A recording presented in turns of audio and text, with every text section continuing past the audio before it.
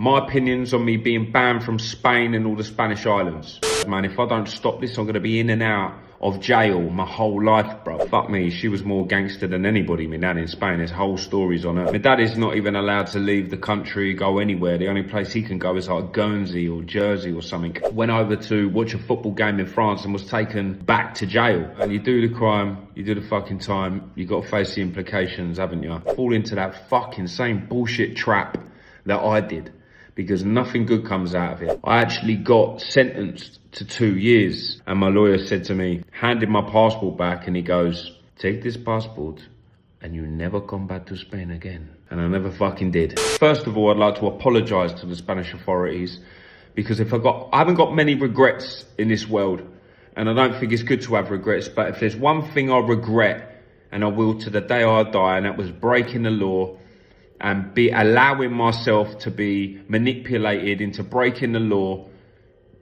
in that country. I'm sorry for that, generally. I was a young kid. I didn't really understand the implications of it. I had bad influence. I was my own man at the same time, but I was vulnerable. It was 4 years after my mum's death, you know. I weren't thinking straight. I was trying to maintain a lifestyle that I wanted, but had no other way of funding it. And as I say, it's one of the biggest regrets I ever have in my life for doing that. And I was so lucky to get away with what I got away with. And, you know, God knows if I'd carried on and it went further, man, but you know, that was enough for me. Spanish jail and what I'd done, 4 months, that was enough for me, mate, to really change my life and change my whole ways, and realise, man, if I don't stop this, I'm going to be in and out of jail my whole life, bruv. And, you know, my mum wouldn't have wanted that for me, and I didn't want it for myself, you know. So, yeah, I mean, being back, like, as I say, my nan is still in Spain. Bless her, she's old, man. She's 85 or something, so she's getting on. I mean, sharp as a fucking razor, though, still, you know what I mean? Fuck me, she was more gangster than anybody, my nan in Spain. There's whole stories on her. You know, so I'm never going to be able to see her again, and she ain't going to be able to fly or get on a flight or any of that. So, you know, I'm not even allowed to go into Europe. Europe would be a risk for me. You know, as I say, my dad is also not allowed back to Spain. He was trying to get back for his mum, for me nan and that, and no, they're not having none of it. So my dad is not even allowed to leave the country, go anywhere. The only place he can go is like Guernsey or Jersey or something.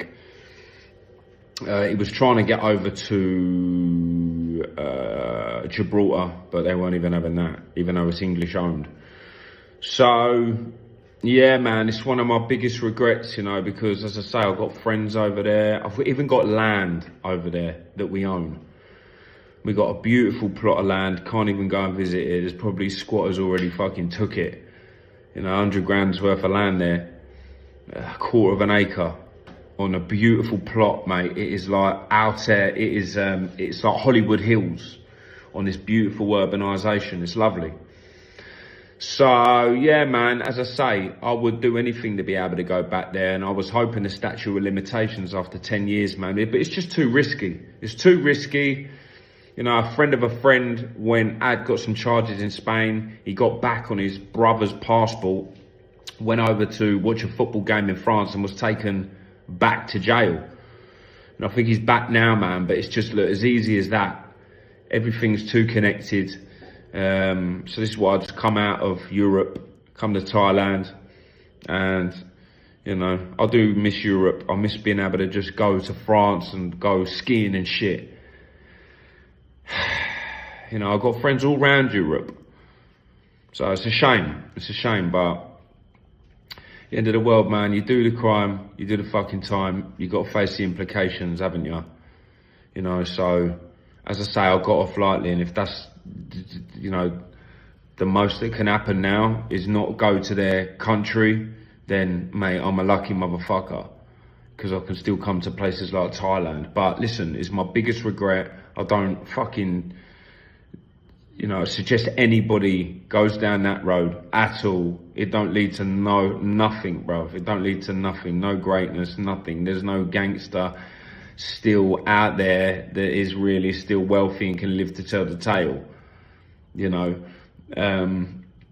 very few anyway. So, yeah, man, one of my biggest regrets is fucking up and breaking the law and doing time in Spain. You know, when I was in court, I actually got sentenced to 2 years. And my lawyer, 2 years and 1 day. So if you get 2 years in Spain, you don't go to jail. But if you get 2 years and 1 day, you go to jail, right? So I didn't understand none of that. And in the end of it, I thought I was going to jail when I was in court. And my lawyer said to me, handed my passport back, and he goes, take this passport and you never come back to Spain again. And I never fucking did. But as I say, that was like 12 years ago now. So statute of limitations is 10 years. So I hope one day, man, fingers crossed. And as I say, I'm deeply apologetic to what I've done in Spain. Forever I will be. And, you know, as I say, I miss everything about Spain. You know, I miss me nan, I miss my friends out there, and I just miss the country in general. I miss tapas, menu del dia. I miss talking the language, mate. I miss the women. Best in the world. But in a way, man, it's all about Thailand now. So I just wanted to put that out there, man. But that's one of my biggest regrets. And I just don't want anybody to fall into that fucking same bullshit trap that I did. Because nothing good comes out of it. So stay focused. Have your wits about you. Be your own man. One day you go.